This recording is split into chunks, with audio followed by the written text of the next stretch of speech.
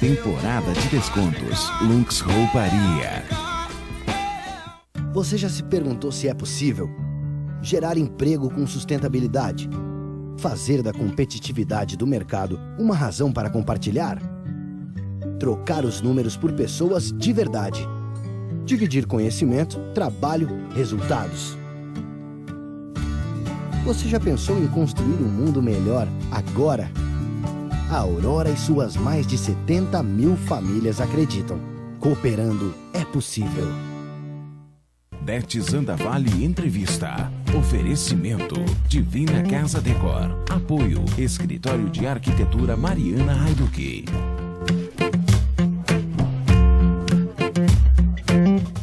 Olá, estamos de volta com o Dete Zandavalli Entrevista. E hoje, abrindo a nossa série, aí, como eu comentei ainda no primeiro programa aqui na estreia, que a gente traria todos os vereadores aqui.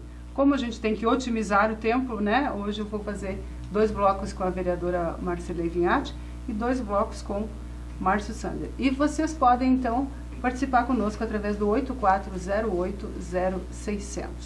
Então, nesse primeiro e segundo bloco, minha convidada é Marcilei Vinhati, vereadora do PT. Marcilei, prazer, querida, tê-la no programa. Eu queria mesmo agendar você no mês de março em função da gente falar sobre as mulheres, né? Mas ainda, para quem ainda não sabe essa parte mais... Aliás, tu está estreando em programa ao vivo, tu me disseste, né? Estou feliz de estar aqui. Importante quando a gente consegue espaços para falar com a população, né, que nos assiste, espaço para a gente se expor, né, para as pessoas nos conhecer e saber um pouco das ideias que a gente tem, o que a gente defende, né? Claro. E especialmente nesse mês de março a gente está falando, estou de rosa aqui, né, Dete? Que é justamente porque nós comemoramos no mês de março o Dia Internacional das Mulheres, que é um espaço de comemoração, obviamente, por termos conquistado muitas coisas, mas é também uma data de muitas lutas, né? Pelos espaços que ainda não conquistamos. Então, nós estamos aí, agradecemos muito o seu convite, né? Imagina. Um belíssimo programa de entrevistas. E quando se discute política é excelente, porque a gente acaba produzindo educação política, conversando com as pessoas, né? E a política é extremamente importante para a nossa vida, define a vida das pessoas, né? Então, espaços como esse são muito bem-vindos para todos nós. Que bom. E para as pessoas que ainda não sabem muito da Marcilei, professora, ainda dá tempo de dar aula, não? Mãe de 2 adolescentes. Vamos ver tudo que eu faço. Como é que entrou? Como é que decidiu? Como é que você decidiu? Por que você decidiu ser vereadora? Bom, assim, primeiro é que eu sempre gostei muito da política, né? Eu sou neta de vereador, sou filha de vereador e casei com um sujeito também da política, né? Vinhati, que já foi vereador aqui na cidade, já foi deputado, enfim. E nesse mundo é que eu fui me transformando também num ser político, numa liderança política. E a candidatura a vereadora surgiu nessas condições, né? A gente, quando vai se construindo como liderança, sempre tem um potencial colocado aí para você também disputar cargos eletivos, né? E é importante que aconteça, porque nós temos muito poucas mulheres na política. Mas eu sou uma pessoa extremamente simples, eu sou professora da UNO Chapecó, estou terminando o doutorado agora, na Federal de Santa Catarina. Fazia previsões de que seria professora, pesquisadora, e minha vida toda estaria colocado na docência, né, no ensino superior. E aí vem essa surpresa de ter me elegido vereadora, e eu acho que ao mesmo tempo que é um desafio, ele é também uma grande oportunidade, né, para a gente discutir temas importantes da nossa cidade. E eu quero dar minha contribuição nesses 4 anos e depois a gente vê o que faz, né? O que faz. Numa entrevista essa semana, a menina me perguntava, e o futuro? Eu disse, olha, podem ser coisas muito grandes ou pequenas, mas serão todas importantes. Importantes, com certeza. São importantes quando a gente decide as coisas que a gente quer, né? E fazer bem feito. Marcilei, nós falávamos antes que nós temos 90 anos de casa, de Câmara, de vereador em Chapecó, e temos... você é a 10ª mulher, até porque a Astrid Toso é vereadora, está secretária, Está né? secretária, eu cobro muito dela isso, porque eu estou sentindo conseguiram falta. Conseguiram as únicas 2. Mas a gente respeita, né? Acho que é uma condição do governo que ela participa e enfim, essas coisas acontecem, né? São opções.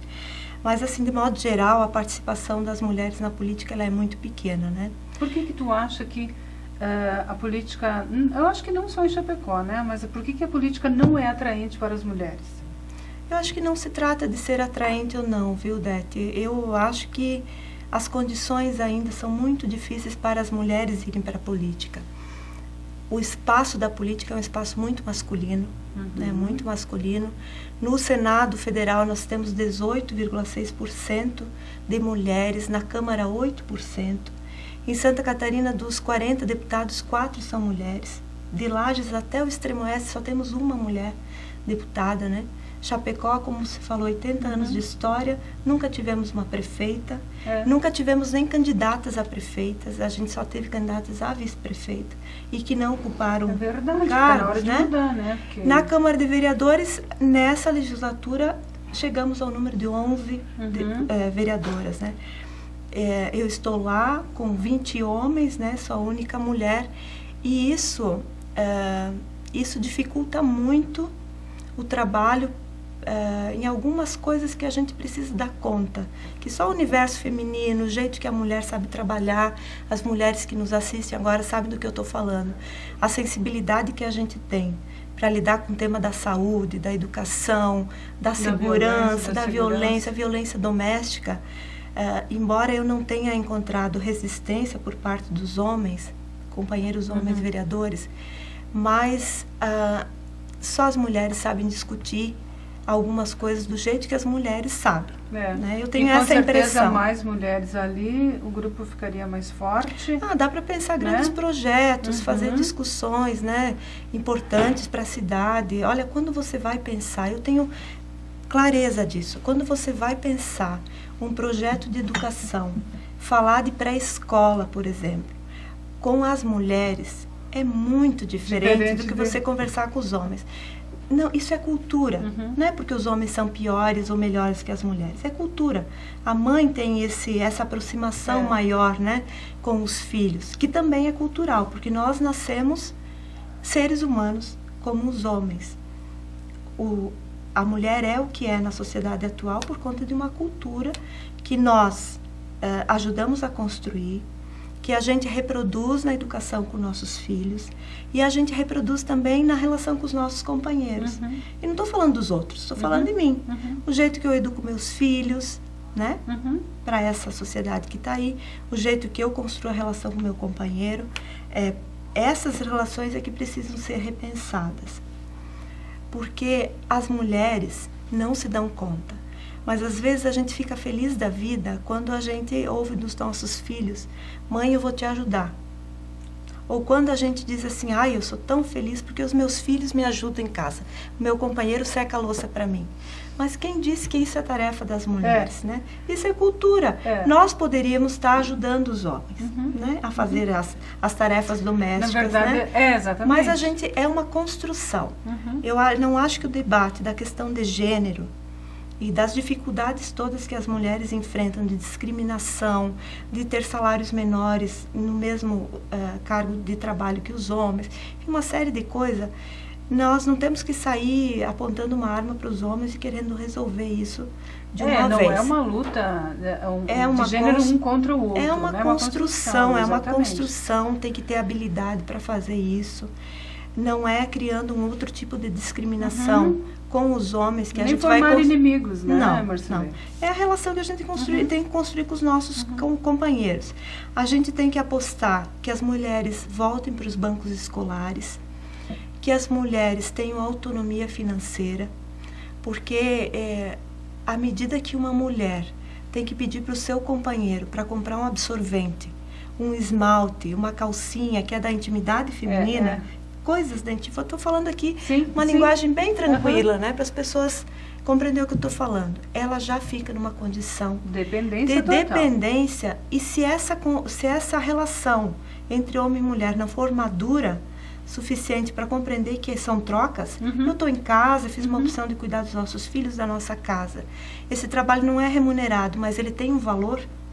Né? Se o casal não compreende isso, a mulher certamente fica numa condição de submissão. E aí eu volto a questão política que você me perguntava antes, por que é tão difícil, né?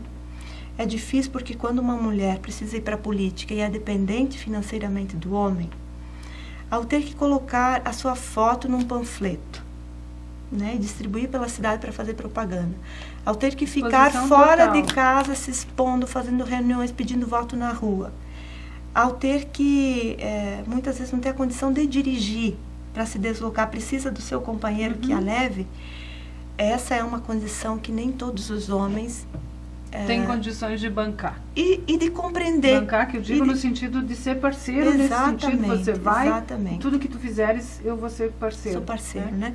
Então, as mulheres que estão me ouvindo, e os homens também, sabem que essa é uma realidade. E, por isso, muitas vezes as mulheres não vão para a política, pela falta de condições, né? Pela falta de condições. E é uma construção que nós temos que fazer, temos que avançar. É um avanço, a gente hoje pensando nisso, o avanço está sendo mais rápido, ainda graças a Deus. Você, mãe de meninos, eu também, mãe de meninos, procuro educá-los com a visão feminina, mas não é fácil, porque tu com 3 homens dentro de casa, tu tem que se tornar quase masculino, né? E às vezes eu pergunto assim também, eu digo, aonde foi, quem foi a danada que disse que isso era serviço de mulher e isso era serviço de homem? Uma coisa bem simplesinha, bem comum, que todo mundo deve ter acompanhado. Eu adoro ver novela, algumas no sentido de que das histórias que elas contam e que elas te fazem pensar. Na novelinha das 6 que acabou, que eu amava, falava muito do racismo, falou muito da capoeira enquanto crime, né? Era considerado crime, e principalmente da evolução feminina.